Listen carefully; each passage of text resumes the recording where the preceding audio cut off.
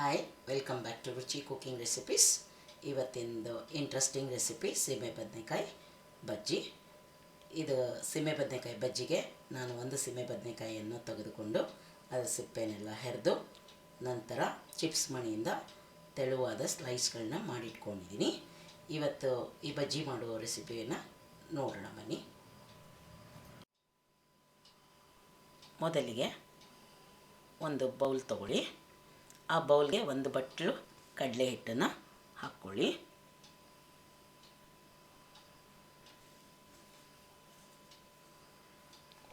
ನಂತರ ಅದಕ್ಕೆ ನೀವು ರುಚಿಗೆ ತಕ್ಕಷ್ಟು ಉಪ್ಪು, 1 ಸ್ಪೂನು ಅಷ್ಟು ಖಾರ, ನಿಮಗೆ ಎಷ್ಟು ಖಾರ ಬೇಕೋ ಅಷ್ಟು ಖಾರ ಪುಡಿಯನ್ನು ಹಾಕ್ಕೊಳ್ಳಿ. ಅದು ಚೆನ್ನಾಗಿ ಹಾಕಿ. ಆಮೇಲೆ 1/4 ಸ್ಪೂನಷ್ಟು ಅಜ್ವಾಯಿನನ್ನು ಕೈಯಿಂದ ತಿಕ್ಕಿ ಹಾಕ್ಕೊಳ್ಳಿ. ಇಲ್ಲ ನೀವು ಫ್ಲೇವರ್ಗೆ ಸ್ವಲ್ಪ ಜೀರಿಗೆ ಕೂಡ ಯೂಸ್ ಮಾಡ್ಬೋದು, ಅಜ್ವಾಯಿನು ಅಥವಾ ಜೀರಿಗೆ. ಇದನ್ನೆಲ್ಲ ಒಂದು ಒಳ್ಳೆ ಮಿಕ್ಸ್ ಕೊಡಿ ಅಂತ ನೀರನ್ನು ಹಾಕ್ಕೊಂಡು ಬಜ್ಜಿ ಹಿಟ್ಟನ್ನ ಅದಕ್ಕೆ ಕಲಿಸ್ಕೊಳ್ಳಿ. ಈ ಹಿಟ್ಟನ್ನು ಕಲಿಸುವಾಗ ಒಂದು ಸೈಡಿಂದ ಕಲಿಸ್ಬೇಕು, ಆಮೇಲೆ ಚೆನ್ನಾಗಿ ಬೀಟ್ ಮಾಡಬೇಕು. ಆವಾಗ ನಮಗೆ ಕ್ರಿಸ್ಪಿನೆಸ್ ಮತ್ತು ಒಳಗಡೆಯಿಂದ ಸಾಫ್ಟ್ನೆಸ್ ಎರಡು ಬರುತ್ತೆ ಬಜ್ಜಿಗಳು.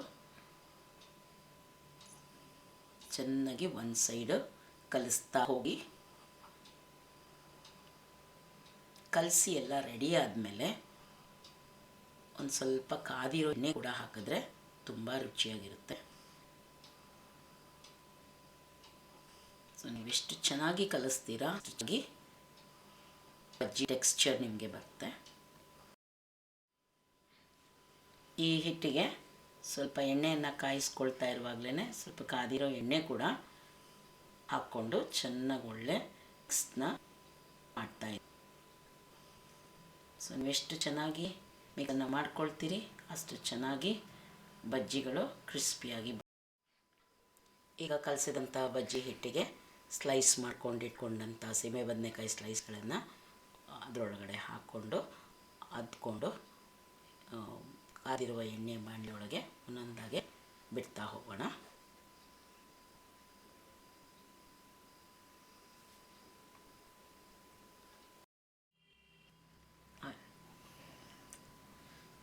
ಮೀಡಿಯಮ್ ಉರಿನಲ್ಲಿ ಎರಡೂ ಕಡೆ ಗೋಲ್ಡನ್ ಬ್ರೌನ್ ಅಥವಾ ಹೊಂಬಣ್ಣ ಬರೋವರೆಗೂ ಎರಡೂ ಕಡೆ ಮೀಡಿಯಮ್ನಲ್ಲಿ ಚೆನ್ನಾಗಿ ಬೇಯಿಸ್ಕೊಳ್ಳಿ.